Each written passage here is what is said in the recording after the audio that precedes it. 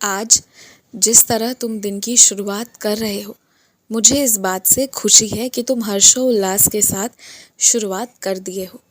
लेकिन शुरू कर देना ही सिर्फ बड़ी बात नहीं होती है, उसे कुछ दिनों तक पालन करना भी बहुत आवश्यक होता है।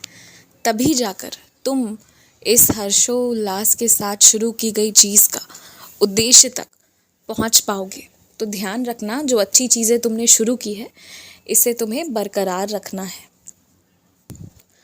और सुनो ना, वो दावत तुम्हारे मित्रों के तरफ से नहीं थी, वो दावत मेरे तरफ से थी तुम्हारे लिए। इसलिए तुम्हें किसी को कुछ भी देने लौटाने की आवश्यकता नहीं है।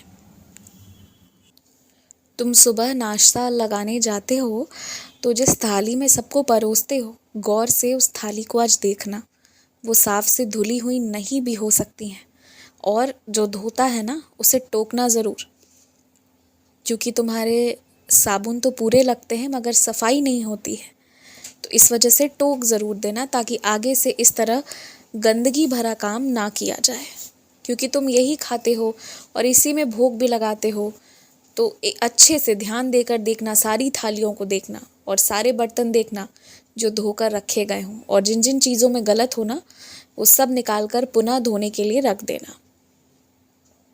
जो एक बच्चा है ना मेरा, जिसे सब अकेला छोड़ जाते हैं, उसके चिड़चिड़ाने, उसके गुस्साने की वजह से तुम उससे प्रेम से बात करना।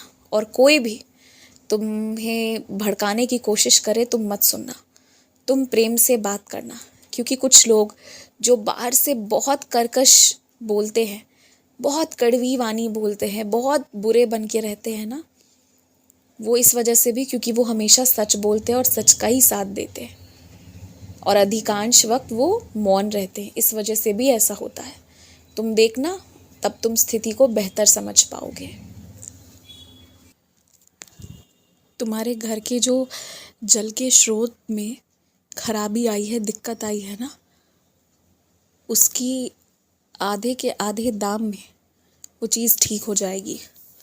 तुम बस थोड़ा विश्वास करो, और जिसने नई दुकान डाली है ना, तुम उससे जाकर ये काम करवा लो। अब पुराने बसे बसाए लोगों के पास जाओगे तो वो भी तुम्हारा काम अच्छा करेंगे, लेकिन वो उसकी थोड़ी बड़ी रकम लेंगे।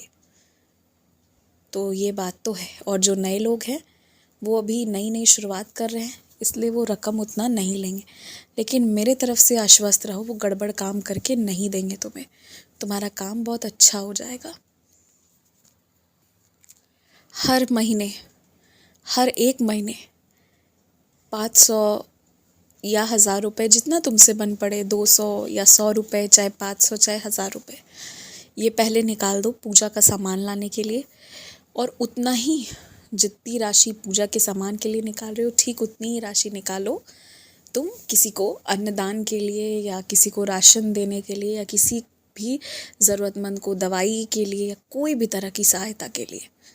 और फिर ठीक उतनी ही राशि तुम निकालो जो तुम्हें किसी को कोई उपहार देना है, जन्मदिन हो, सालगिरह हो, कुछ भी हो, तो उसके लिए।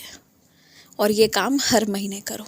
अब चाहे 50-50 रुपये भी निकले, चाहे 100-100 रुपये निकले, चाहे 1000 रुपये निकले, जितने भी तुमसे हों, मगर बराबर हिस्सा करके तुम्हें ये काम अब ज़रूर करना है। ध्यान रखना है इस बात का। और हाँ, मेरे लिए ना आराम वाले गद्दे लेकर आना। मैं तुम्हारे घर पर आराम वाले गद्दे में बैठना चाहता हूँ। खुश रहो।